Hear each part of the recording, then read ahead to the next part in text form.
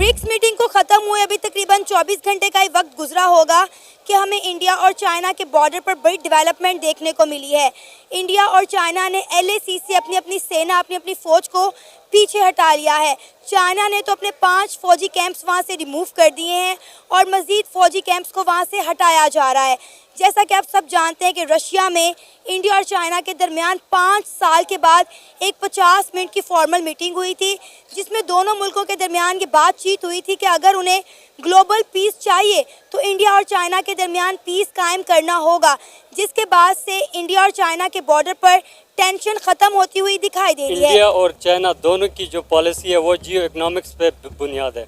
हमारी स्टार्ट से पॉलिसी जियो पॉलिटिक्स पे बुनियाद रही है। हम मिलिट्री अलायंसेस में गए, हमने दूसरों की जंगें लड़ी हैं, ठीक है। अब चाइना और इंडिया के एक बहुत बड़ा ट्रेड वॉल्यूम है उनका, और ये जो उन्होंने अभी डिसीजन लिया है ये भी एक जियो इकोनॉमिक्स उनकी पॉलिसी है कि वो ट्रेड को बेहतर करेंगे। वो कहते हैं कि नहीं, जम्मू कश्मीर भी हमारा हिस्सा है। इस तरह गिलगित बल्तिस्तान के भी बहुत से एरिया है जिसके ऊपर उनका, और गिलगित बल्तिस्तान पूरे कम्प्लीटली गिलगित बल्तिस्तान के ऊपर आज भी उनका दावा है कि गिलगित बल्तिस्तान जो है वो हमारा हिस्सा है।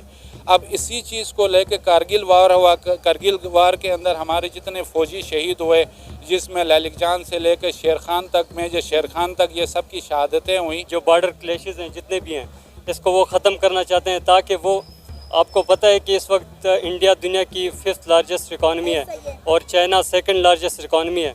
तो ये चाहते हैं कि मज़ीद अपनी इकॉनमी को बेहतर करें और वार और इन चीज़ों से हट के एक अपने अवाम को तरक्की दें, अपने कौम को तरक्की दें। ईरान भी मतलब शामिल हो जाता है, पाकिस्तान भी शामिल हो जाता है।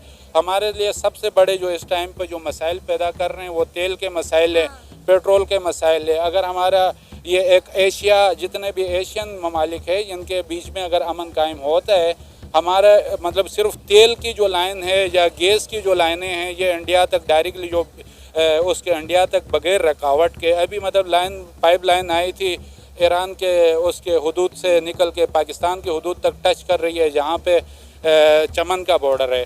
तो वहाँ पे आगे, वहाँ से आगे अल्लाह जाने की मतलब कौन सी ऐसी रुकावटें थी जिसकी वजह से पाकिस्तान के अंदर वो पाइप लाइन पहुँच नहीं सकी। साथियों, जब से इंडिया और चाइना के बीच में बातचीत शुरू हुआ है, तब से दुनिया के देश जो इस पर नजर गड़ाए हुए हैं।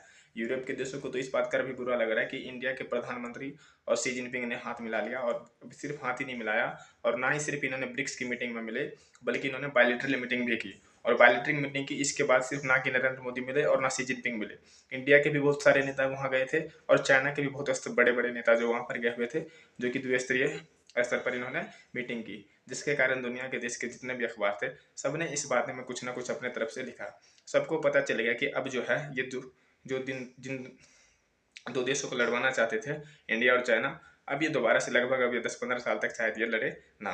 और इसी बीच में ये खबर आ जाती है कि इंडिया और चाइना के जो बॉर्डर पे सैनिक लगे पड़े हैं LAC पे, वहाँ से ये कुछ जो है कदम पीछे हट जाते हैं, जिसके कारण जो है पाकिस्तान को तो शौक लगा ही, और बाकी इसके साथ साथ अमेरिका जैसे देश को भी बहुत बड़ा शौक लगा, क्योंकि वो कभी नहीं चाहता था कि इंडिया और चाइना कभी इतने करीब आए, क्योंकि अगर ये करीब आ गए तो फिर इनके बीच में अगर युद्ध नहीं होगा तो जाहिर सी बात है इंडिया इतना हथियार कभी देखें। ये बहुत बड़ी डेवलपमेंट है। अगर आप एशिया को देख लें, एशिया में इस तरह के जो कंट्रीज़ हैं, पाकिस्तान और इंडिया का बहुत बड़ा इशू चल रहा है, इसी तरह चाइना और इंडिया का बहुत बड़ा इशू चल रहा है कश्मीर इशू पे।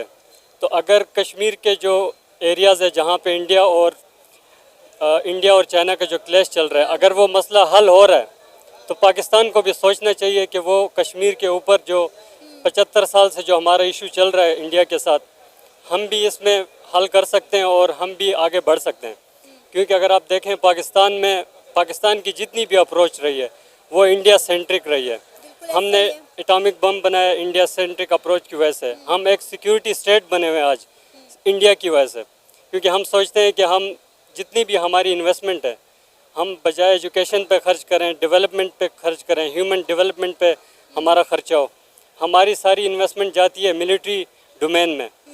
तो हमें सोचना चाहिए कि हम मतलब फ्यूचर में हम किस तरफ लेके चलें इस मुल्क में। सही सर, अभी आपने बात की कश्मीर की।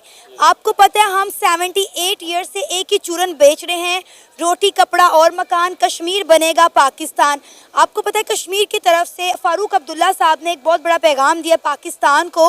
उन्होंने ये बात किया कि खुदारा कश्मीर को कश्मीर के हाल पे छोड़ दें, हमें तरक्की करने दें, हमें सुकून से रहने दें। अगर कश्मीर ने पाकिस्तान बनना होता तो 78 ईयर्स में बन गया होता।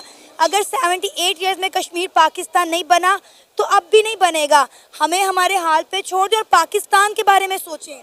बिल्कुल, ये एक हकीकत है। आप अपने मुल्क में देखें, गुर्बत अपनी इंतहा को है, बिल्कुल ऐसे ठीक है। इदारे अपनी पोजीशंस पे काम नहीं कर रहे, कॉन्स्टिट्यूशन से बाहर रोल प्ले अदा कर रहे हैं। हमारे मुल्क में मीडिया सेंसरशिप है और इलेक्शन रिग्ड हैं, जुडिशरी कंप्रोमाइज्ड है, जुडिशरी पे इंतहा प्रेशर है।